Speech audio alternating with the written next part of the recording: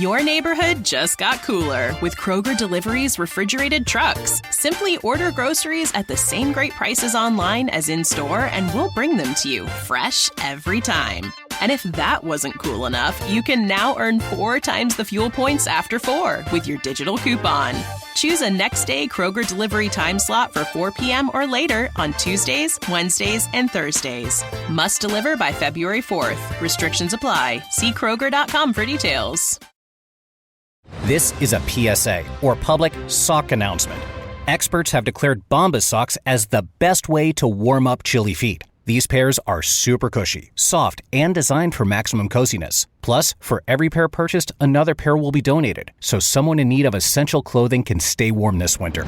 Go to bombas.com/listen and use code LISTEN for 20% off your first purchase. That's BOMBAS.com/listen and use code LISTEN at checkout.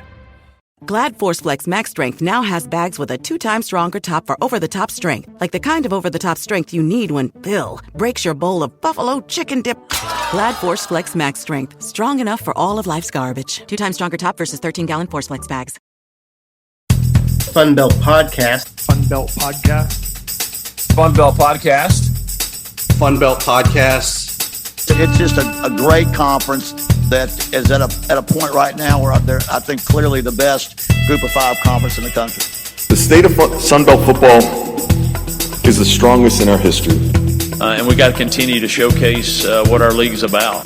This league is insane. Yeah, it might be like one of those 8 wonders of the world. And you can see just what a great group of 5 conference it really is. It's a big deal. Boy, life is looking pretty good in the Sunbelt these days.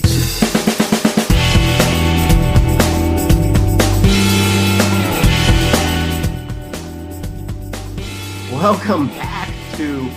I'm surprised we even survived week 3. We're back. It's almost like we pulled ourselves out of the grave.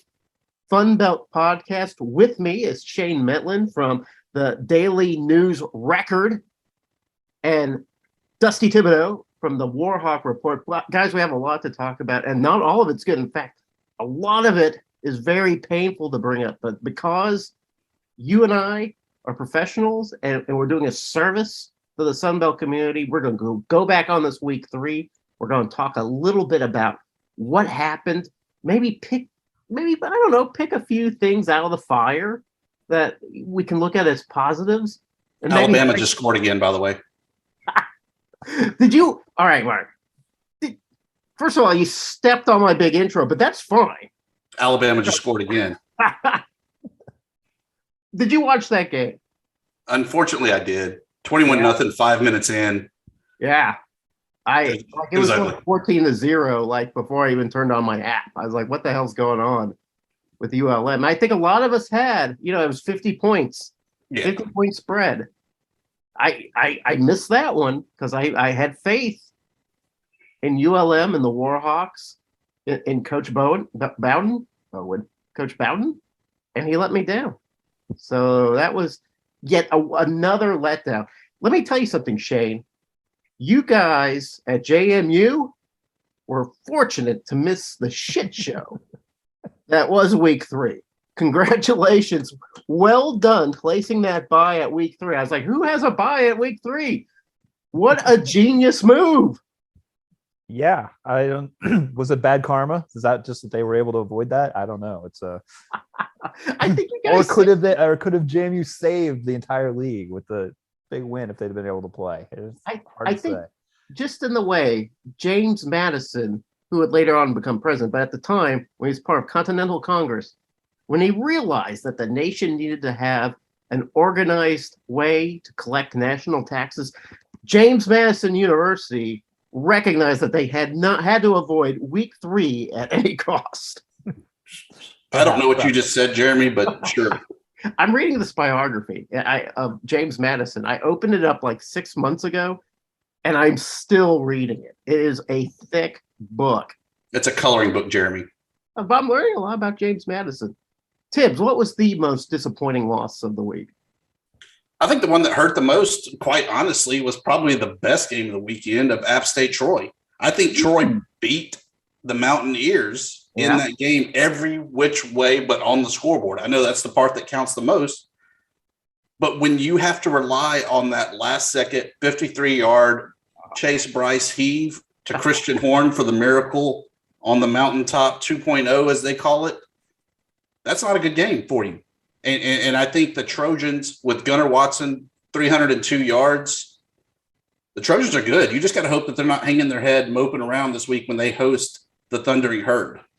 We thought that Gunnar Watson might be in trouble because they brought in the Western Kentucky quarterback there at the last second. Maybe Gunnar Watson's not the guy, but he's put in some pretty good games. So maybe Gunnar Watson is the guy. Shane, what was the most disappointing game for the Sun Belt? It's hard for me to choose between Marshall and Georgia State because I thought both of those teams would win by at least 2 touchdowns. Absolutely. I think you and I said so much, didn't we? Yeah, and I might go with Georgia State just because I thought Charlotte was bad, and I thought Georgia State had shown some stuff in the first couple of weeks without getting that victory, and that they'd be fired up to really hammer a team that they knew they could beat, and they just seem to play to the level of their competition, no matter who it is. Shane, is it time to kind of pump the brakes on Georgia State and say these guys aren't really ready to compete with the higher end Sun Belt teams of the Sun Belt East? Perhaps. I mean, they've got to show more. Like I said, it's just, but maybe they can't because, like I said, they're playing to the level of their competition. They're right there with North Carolina. They're relatively competitive with South Carolina, and then they play a team that's not anywhere near on the level of those Power 5 teams, and they're really, I mean, they were lucky to make it as close as they did at the end. So what does that mean for this week when you say they play at the level, but they're playing a struggling Coastal Carolina team this week? I don't know. I mean, it might be 2 teams that are just kind of sleepwalking because, I mean, Coastal's 3-0, but has not been extremely impressive. Yeah, Georgia State 0-3, and both of them are both as impressive as the other, right? Yeah, neither one of them seems to be rising to the challenge. It's kind of odd to look at that one. I'll tell you the game, but all of you mentioned really disappointing games. The game that really disappointed me, other than my Arkansas State losing to Memphis in spectacular fashion. I don't know if you saw the fourth quarter of that game. But they look good in the icy whites again. Yes, if it were a modeling competition, Arkansas State would win. National champs. That South Bama game versus UCLA. So disappointed. I believe Womack tried to do some sort of fake field goal that didn't work out. Bruins get the ball back, win the game. Very dispiriting. I was telling Tibbs before the show started, I had a little money on that. Not a lot. I don't bet a lot of money, but I really thought South Alabama was going to win that game outright. I thought, for that matter, Old Dominion was going to win that game outright. Another very disappointing result. And yeah, let's talk a little bit, guys, about Marshall losing to Bowling Green.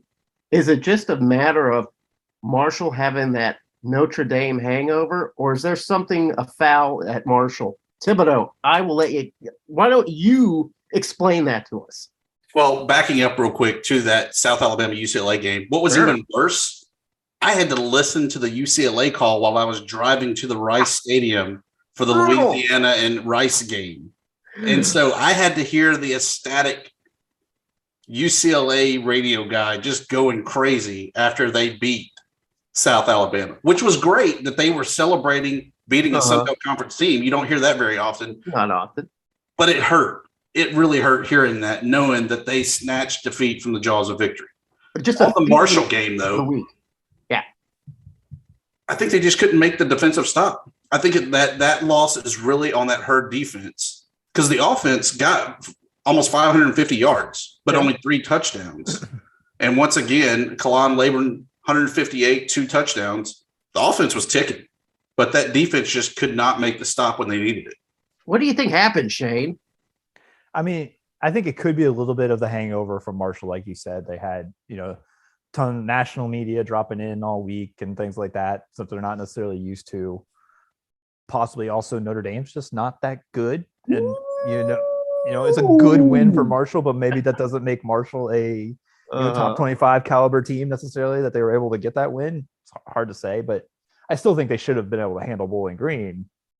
But That almost is kind of what makes the Georgia State loss so much worse for me. Is that Marshall, they had some other outside factors involved. Georgia State should have been extremely up for that game, and they just weren't. All the motivation in the world to win. Cannot find that motivation. But I'll tell you, all right, here's a game that's sort of flying beneath the radar. And maybe it's because it didn't happen in the East. Everybody's talking about the Sun Belt East, and for good reason. A lot of good things are happening in the East. But we've talked about this on the show before for the last couple of weeks, that maybe the Cajuns lost too much during the departure of their head coach, Billy Napier, going to Florida. Maybe Mike DiGiorno not quite having enough experience to bring it all together. They go into Rice, historically a very intelligent school. There's great research going on at Rice. Not always a very good football school. Not known to be a good football school this year. They come into Rice, and I think they get like 140 total yards against Rice's defense. Tibbs, what happened? I don't know. I got the feeling even once I got to the game, just that they were going through the motions and were not really there. And then the first turnover of the season was an interception by Chandler Fields. And I think that really set the tone because that was the Cajuns' opening drive. Now, the defense looked pretty good. They were playing lights out, forcing 3 turnovers, but the offense just did not move the ball and had a lot of 3-and-out possessions. Yeah, and that's the surprising thing, because we kind of look to the Cajuns as sort of that Western team that can not only put up good defense but can put up good offense. So now I'm wondering, it's also kind of funny that it's Eastern Michigan that they beat, right? The Cajuns beat Eastern Michigan. Eastern Michigan goes to Arizona State and gets Herm Edwards fired. So it's not like the Cajuns haven't played fairly good teams. It's just, what the hell happened in Rice? So I don't know. It seems like this whole crescendo of losses, none of them were really blowouts except for maybe Texas State and Baylor. None of them were really like, oh God, what's happening here? Except apparently the win of Coastal Carolina over Buffalo. Everybody's almost treating that like a loss for Coastal Carolina.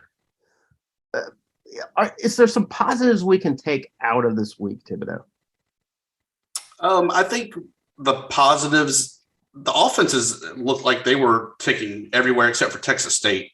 and really at ULM as well, that the offense is just sputtered out, but playing, big boy ball. I think the concerning thing is Southern Miss. Yes, they got the big win, their first win of the year over FCS Northwestern State. 64-10. But both quarterbacks actually looked pretty good in Ty Keys and Zach Wicke, your guy, Zach Wicke. Are we back to having a 2 quarterback at Southern Miss as opposed to just going with Wicke that looked good against Miami? From what I heard, Ty, what's his name? Ty Keys got hurt in Miami, and that's how Wicke got in and did really well. And that's why Wicke got the start. And then Wicke wasn't showing the magic, which I don't know how you not show magic against the opponent that they had and end up winning 64-10. But then they brought back Ty in there, and then that wrapped it up. I don't know if they've solved their quarterback conundrum in Southern Miss. We thought they did, but maybe they haven't. Until they have a quarterback, the Golden Eagles are going to continue to struggle. And as far as that Baylor game, Shane, did you see any of that Baylor game? I didn't see any of it. I followed the score a little bit, but I didn't see any of it. I watched a little bit of it. I was tailgating and had it on my iPhone. And I was watching some of it, and it was kind of funny because Thibodeaux was texting all of us. Bobcats look terrible, and I was looking. I was like, I feel like the Bobcats are doing okay. They're kind of keeping up with Baylor. I think Baylor had like a 14-0 lead kind of early, and then Lane Hatcher led the Bobcats to a really nice scoring drive. And I thought, okay, all right, they figured something out. Then suddenly it was something like 48-7. I don't know what to say about the Bobcats except that I don't feel like they're ready. I don't know what else to say. Shay, did you pick up any good vibes from this week? I think if I'm going to look at it positively, okay, it was a situation where, you know, we talked about nobody looked that terrible. Yeah, everybody kind of had that like lackadaisical game at the same time. And if you take this week and suppose South Alabama makes a better decision and they get a win against UCLA, we're talking about another Sunbelt Power 5 victory instead of a bad week for Sunbelt. If ODU just keeps UVA off the board on the last second of the game, same thing. Maybe we got 2 more Power 5 victories that we're talking about for the Sunbelt instead of talking about how they had a losing record. You know, even, you know, Arkansas State, throw them into the mix. They could very easily have had all 3 of those victories that would have looked really good.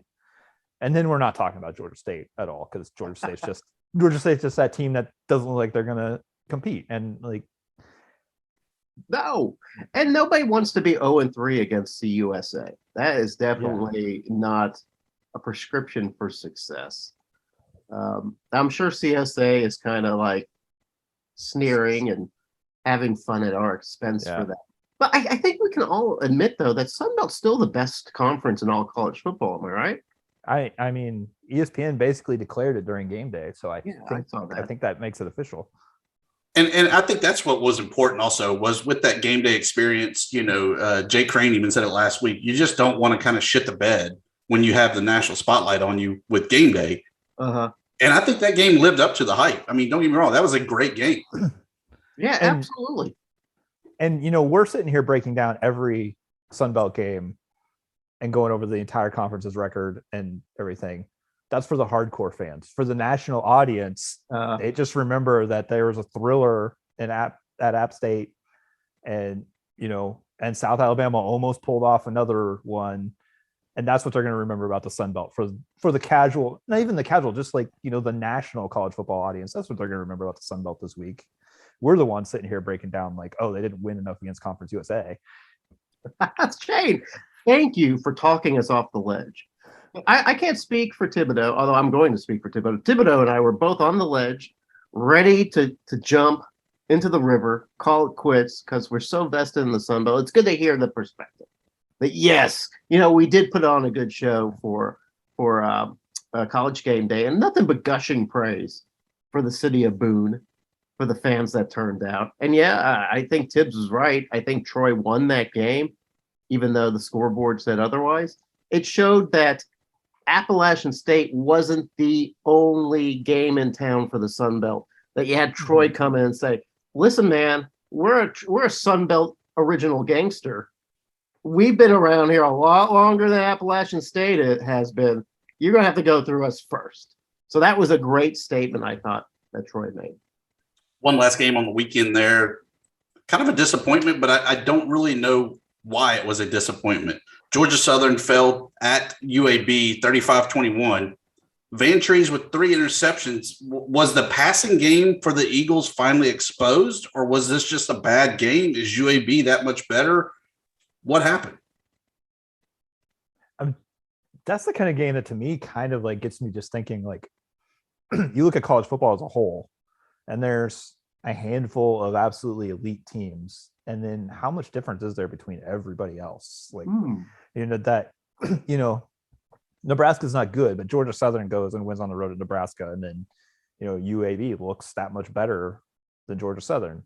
And same thing with, you know, a Marshall, or, you know, South Alabama is not the favorite in the West. Maybe they should be, but like, they didn't go into the season being the favorite in the West, and they're right there with a solid Pac-12 team. I just, you know, as we inch towards that expanded playoff, it kind of justifies why they're doing it, because there's, outside of, you know, the Alabamas and the Kansases of the world, that, no, just kidding, but, you know, there's, you know, there's like a handful of exceptional elite teams, and then there's everybody else, and most of the Sun Belt is in that everybody else category, I think.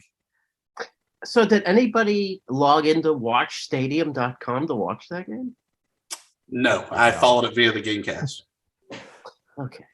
I think part of the disappointment too is that we kind of had this idea that maybe UAB wasn't very good. They had just lost to Liberty. Liberty isn't as good as they had been in years past. And then Georgia Southern just looked like they had too much firepower. And maybe this is just sort of a check, a brake pump, if you will, on Georgia Southern. Georgia Southern, to me, is a team that probably has a lot still to grow on.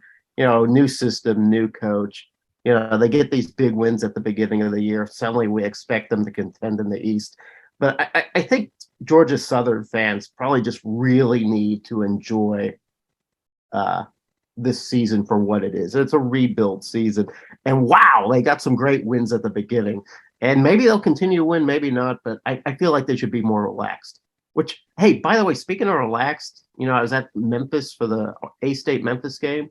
Memphis fans are usually the least relaxed fans I've ever been around. They're always grousing.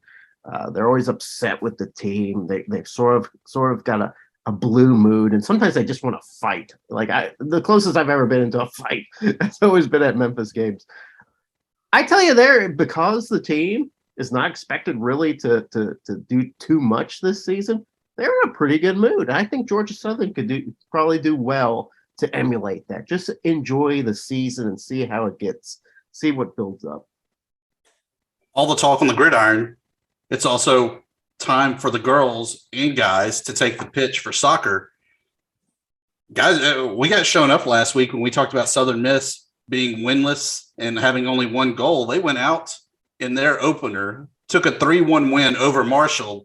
They're now sitting tied with Texas State in the West for the lead. Who'd have known? Yeah. I know that Texas State ladies destroyed my Red Wolves 2-1. That's not really destroying soccer. Is that not a destroy? Because I think 3-1 would be a destroy. Doubled them up. Yeah. Yeah, that's like a 15 or to 7 win in baseball, right? So, yeah. But in the East, no surprise, the new kids, James Madison and Old Dominion, with our former guests. Yeah. Coach Hine. They got a big one on Thursday in Harrisonburg. Power of the show. Yeah. On the women's side, JMU's defense is legit. They got to find somebody who can put the ball in the goal, but they're pitching shutouts almost every time out. That's my women's soccer tidbit of the day. Yeah, I did get a shutout. Gas on that too. They did get the shutout there in their opener at Coastal Carolina, just like Old Dominion got a 1-0 shutout at Louisiana to open their season. But guys, back to football. It's second and short. Second and short. You know what? Is this not your favorite segment of the show? Until it's time to edit it. No, it's an easy edit. All right, here we go. You guys ready? Yep. Yes. All right, it's second and short. You know the rules, guys. We've got 2 minutes to discuss upcoming FunBelt games. After that 2 minutes, we move on to the next game. And we do that because we do not want to dominate people's lives with football talk. Although that's what they want from us, right, Tibbs? They want to be dominated, right? Some people do. Normally you got to pay extra, though. They want to be dominated in a reasonable amount. That's great. We don't want to get thrown in jail for over-domination. September 22nd, we have our first Thursday night game. We've had a Friday night game. I think the first FunBelt game of the year was a Friday night game. We have our first Thursday night game of the year, September 22nd. Coastal Carolina at Georgia State, 6:30 p.m. on ESPN2. I'm going to toss this to Shane. Shane, what are we going to see out of this game? I don't know. Hopefully, more inspired effort from both teams. Coastal, they're 3-0, and just kind of coasted to that. I felt like the first week against Army. That's a solid win. Army's always going to throw you for a loop. They took care of business there, and then they have not been very impressive beating 2 bad teams over the past couple of weeks.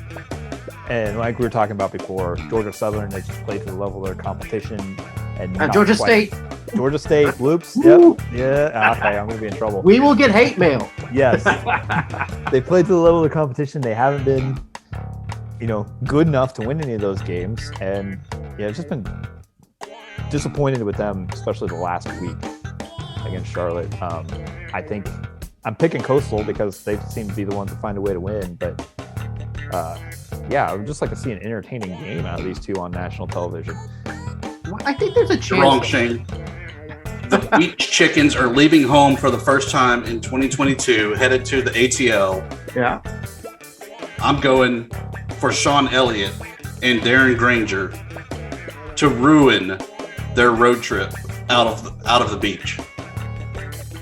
They are Tibbs, you're absolutely right. Coastal Carolina hasn't left Conway all year. This will be their first trip. They're going to face a Georgia State team that may or may not be up for this game. But Shane, here's one thing. You said you hope for an entertaining game. Grayson versus Granger should be an interesting game, don't you think? It should. Yeah, just hope that they bring some energy to what's really the first national TV audience for a Sun Belt conference game. And the return of Pickney to Atlanta. Oh, absolutely right. Our time says no. Vegas says 2.5 points for the chance, so we'll just have to see. September 24th, we have a whole slate of games, and a lot of them start at 6, but not this one. James Madison at Appalachian State, 2:30 p.m. on the ESPN Plus. Shane, you've got to be the guy that breaks this down for us. Tell us what we're going to see. We're going to see a raucous Black Saturday atmosphere in Boone. I'm going to see it in person. My first trip down there. I'm excited. Right. I think it's going to be a competitive game. I only give App the edge playing at home, but I think JMU's been preparing for this one for. They had the bye week. They've had 2 weeks to get ready for this one. I think they're going to have a good fight, but I'll give App the edge playing at home. Yeah, you know what? It's hard to win at Boone. But then again, James Madison got the bye. Is the bye going to make a difference, Thibodeaux? Maybe. I see this either being a App State win, hands down, like there's no tomorrow. JMU, good run, but remember that you're an FCS call-up, like you're supposed to have been all season. Or James Madison went all in on the bye week, starting their season off, and they go in for the upset just like Troy had last week at App State. Yeah, this kind of feels to me almost, not to say James Madison's not a good team, they are a good team, but it's almost like a trap game for the Mountaineers, who to me seem like they've been burning way too hot right now. You beat the number 6 team in the land. You have that really tight game with UNC to start out. You put out all those points, didn't quite get the victory. Now you have a Hail Mary to win against Troy. Maybe the luck is running out for Appalachian State. It's interesting that it's been now a solid month of there being something kind of outside of the game itself for App State every week, whether it's bringing in extra bleachers for UNC or game day or upsetting a top 10 team, and now it's like Black Saturday, which I'm learning is a big deal. It's interesting. They've got something every week so far that's kind of outside of the game to deal with. So Vegas has it, Mountaineers -8. I don't know what to do with that one. That's a pretty close call.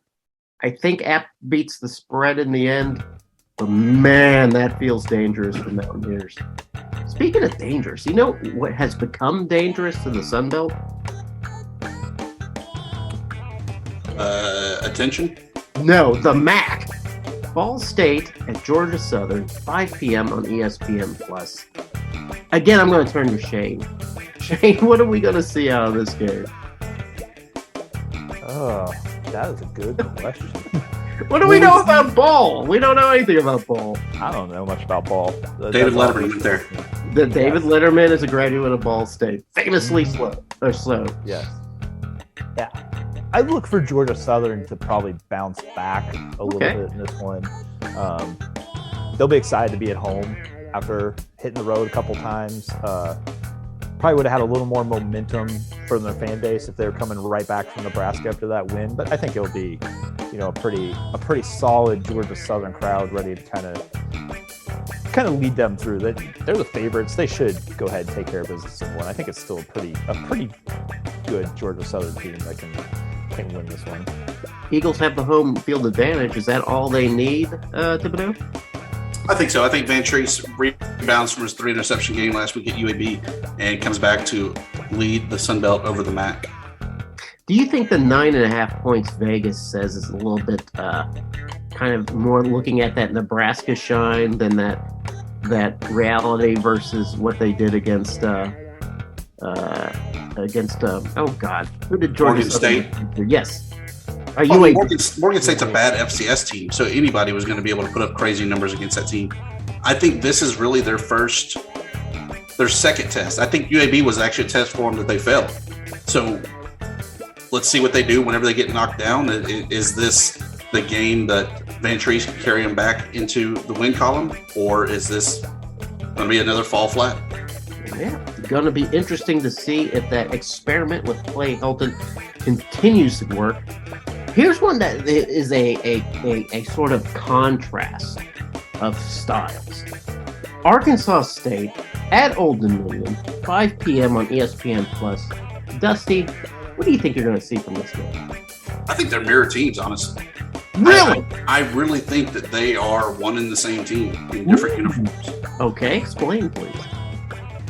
I think that we've seen pretty good play from James Blackman at the quarterback position of the Red Wolves, as well as the Wolf of ODU. I think that name is going to be tempting of the Red Wolves. That's right. But Hayden Wolf should be playing for Arkansas State. Why hasn't that happened? But I just think that ODU at home gets the bump for the win. If this was at Arkansas State, I think Arkansas State would get the win. But I'm giving them the home field advantage to the Monarchs. See, to me, Shane, Old Dominion invites low-scoring games. Arkansas State likes to score in bursts. Whose side is going to benefit more? I don't know. I kind of like ODU. Just their defense has been able to keep that tempo down, no matter who they're playing so far this year. And at home, that stadium it's interesting. It gives them a home field advantage. It's a very compact 20,000 seat stadium. People are right on top of that place. Ask Virginia Tech, right?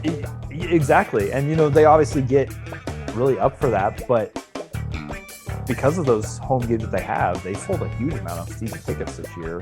They'll get a student crowd. I expect it to be, if not a sellout, a pretty close to a sellout crowd there in a smaller stadium. I think ODU, they'll kind of be the one that kind of controls the tempo at home in this one. That could be true. I feel like Arkansas State will have learned a lot from the loss to Memphis. I think that they Homer take.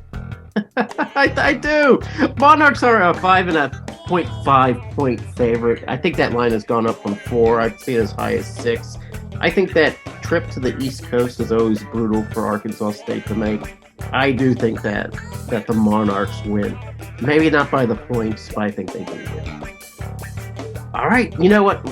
It's not all Sunbelt versus Sunbelt. There's still a few games going on between other conferences. This is a prime example.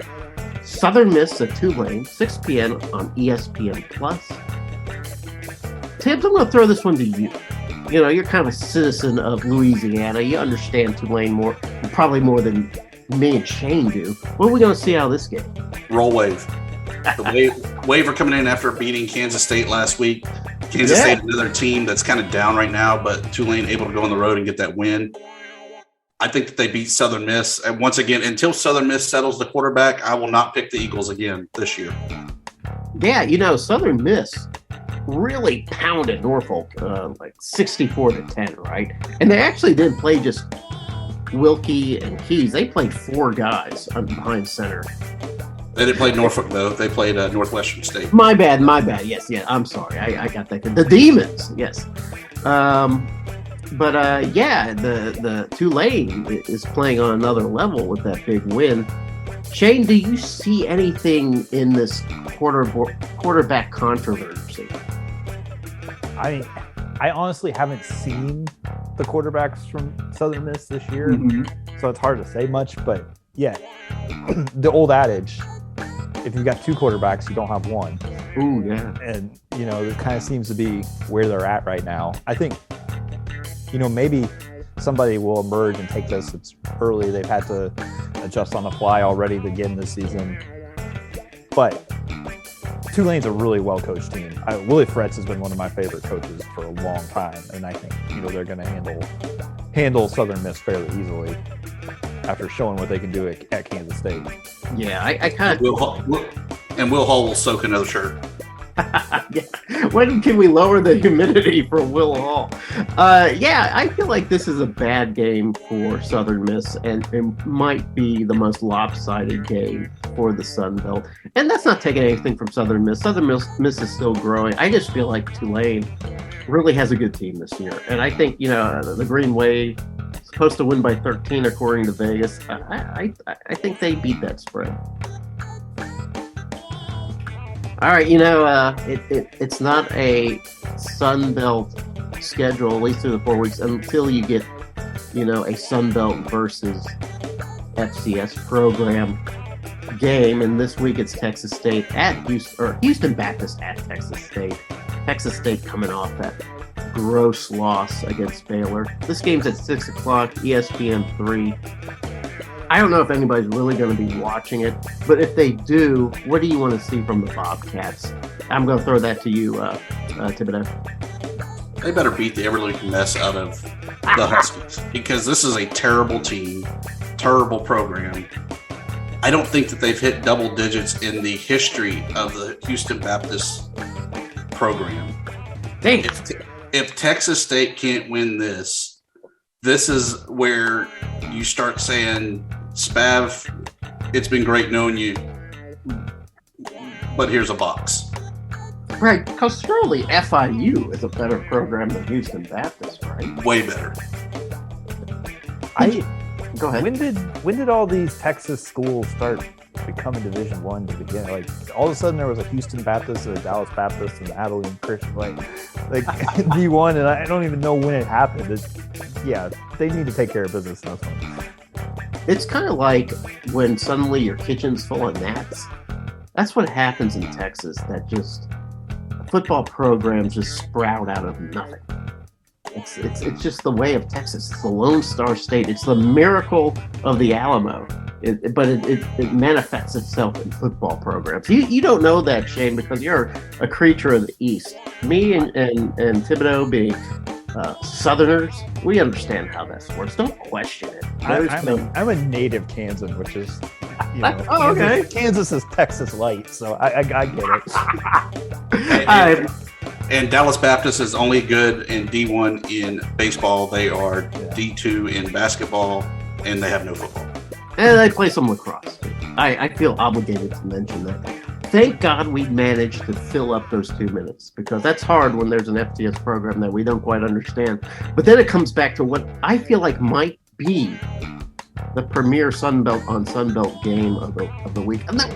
Not quite. There is actually one more that is the premier. We'll get to that last. But this one's pretty good. Sort of a new Sunbelter against a Sunbelt original gangster. Marshall at Troy, 6 p.m., NFL Network. I'm going to throw this over to Shane first. Shane, what do you see coming out of this game? I think it's going to be super, super competitive. Troy showed that they're a team that can play with just about anybody.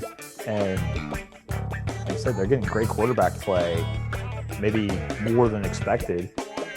They should be fired up to come back after that loss. If it wasn't a devastating loss, then it should be something that they should be able to bounce back from too.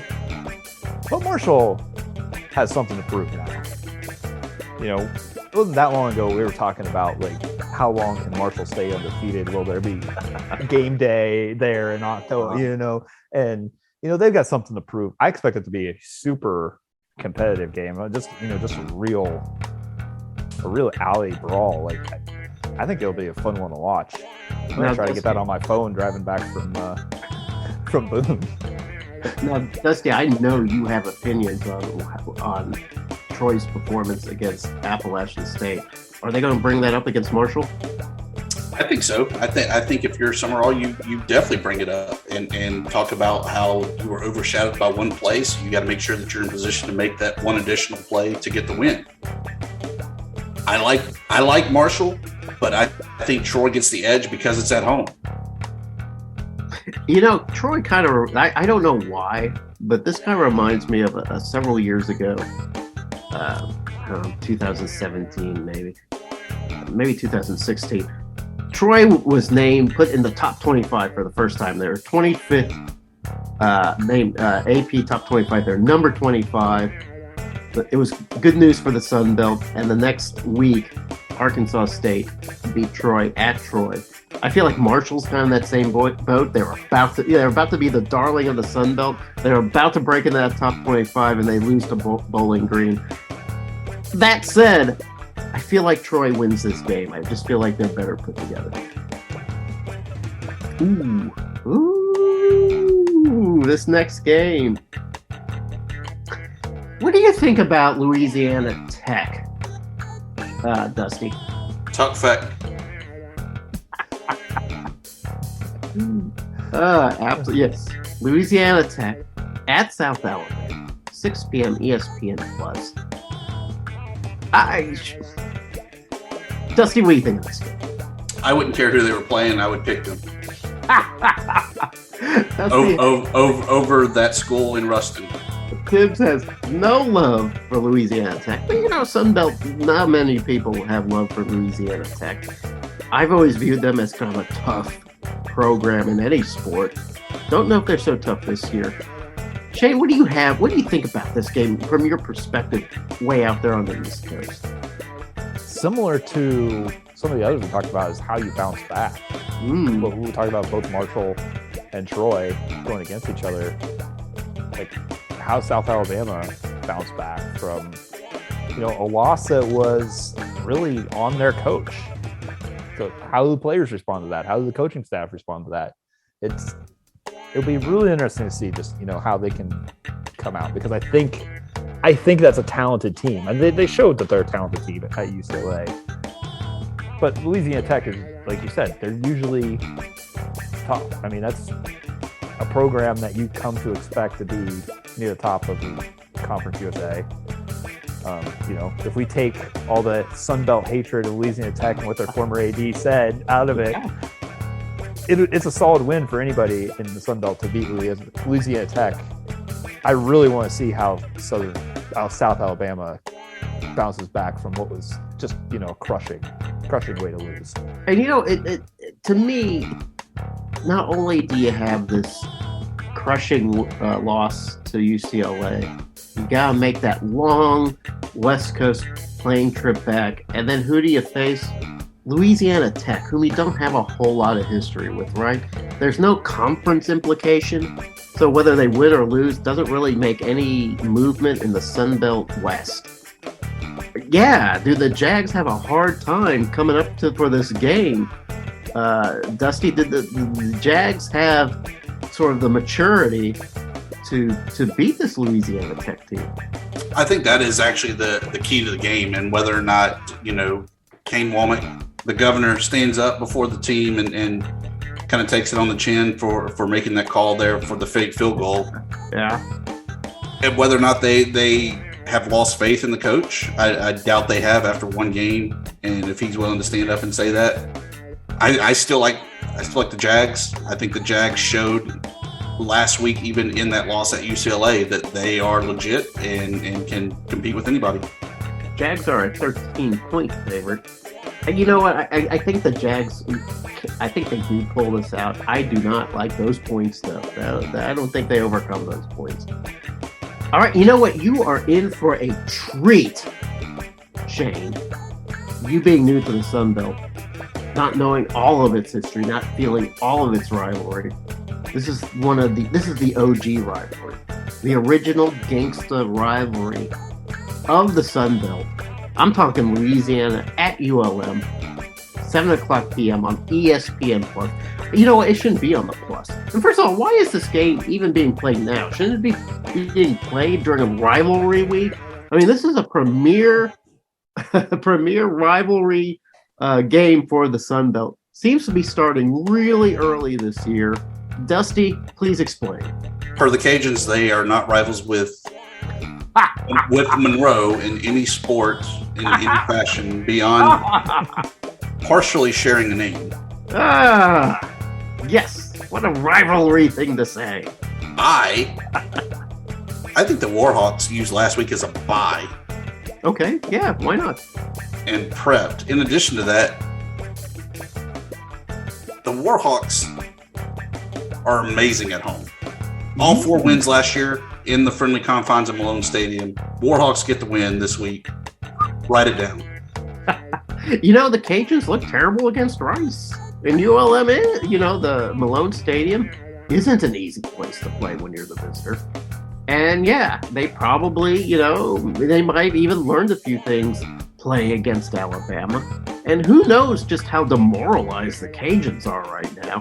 Shane, what do you think? What's your fancy pants East Coast observation?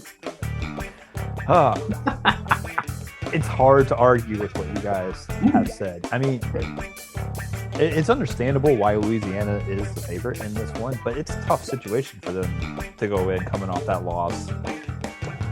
Obviously Monroe's coming off a loss too, but it's a different situation. Right? They're getting home. This is out here on the fancy pants East Coast. We've talked a lot about how for JMU, this is the game. Going to App State, this is the game they've been waiting for. This is when the season really begins. And I can see that being a little bit that situation for ULM, where it was a game they had to win. If they didn't, it was a disaster. 2 games they were never going to win. Now the season begins, and I can see them really being up for this one. Yeah, so is that true, though, Dusty? Has ULM are they really up for this game? Is this, knowing that the season's probably another season of rebuilding, is this the game that circled the hardest? I think so, because I think it's a statement game when you can win in state, because if nothing else, it's going to help with the recruiting front. You got to go head-to-head with the Cajuns whenever you're talking to kids from South Louisiana, trying to get them to the north side. So it's bigger than just what happens on the field. I think this is a game that can lay the foundation for the success or a delayed success on the recruiting front. Cajuns are a 9-point favorite, according to Vegas. I don't like those points. I feel like it's going to be closer than that. I think maybe the Cajuns win by a field goal in this game. That's what it feels like to me. I don't know if my feelings are going to be correct on that. I just feel like it's going to be a much closer game. I just feel that in my gut. I feel like Louisiana plays nothing but close games, and this one feels like another one. Except for the certain game in Tuscaloosa, but we won't talk about that. So looking at the last few games, though, they've all been decided by a score or less. No. Last year was a 5-point game. No. 2020, a bad example because that was a quitting year of COVID. Stupid COVID year. 2019, a 1-point game.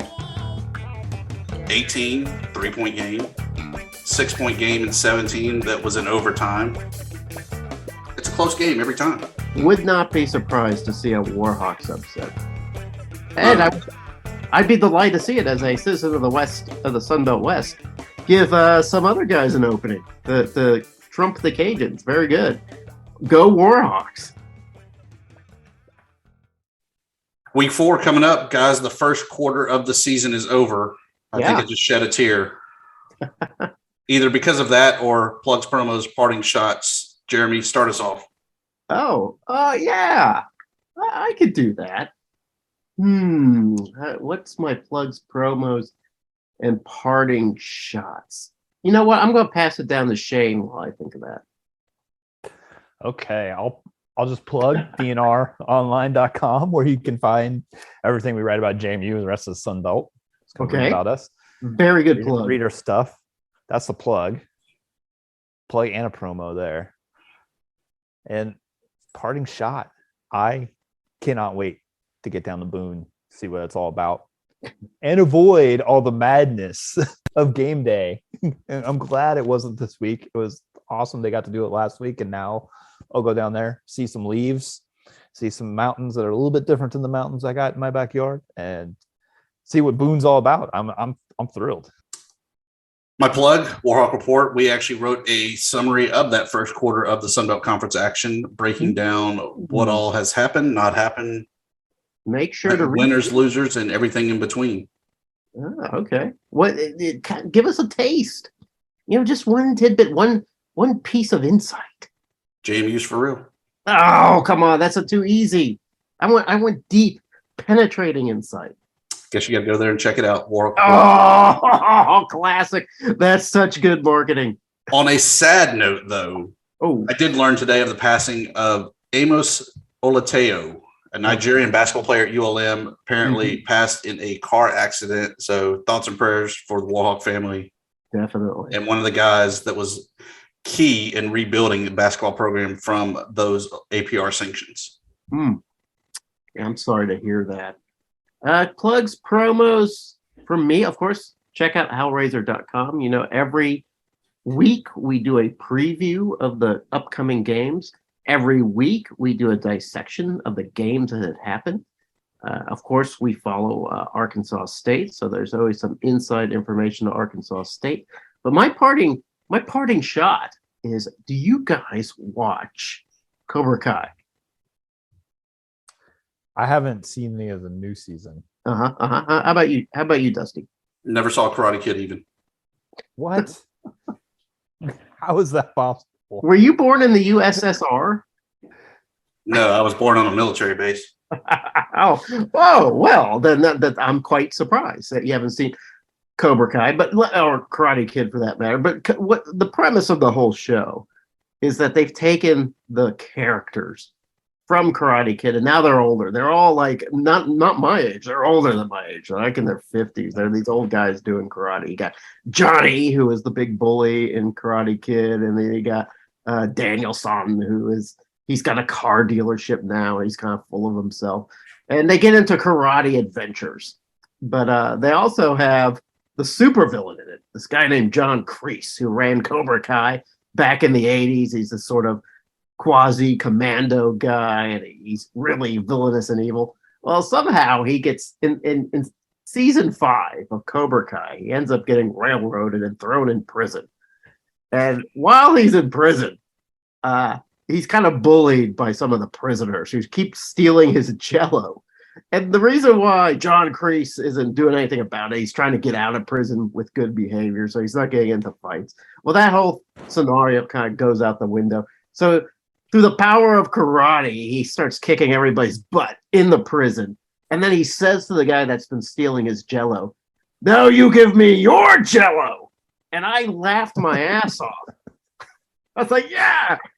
And that's how I felt about the Sunbelt taking on the Power 5 this year, guys. We're taking their Jell-O. Their Jell-O belongs to us now. That's my parting shot. You can take it or leave it.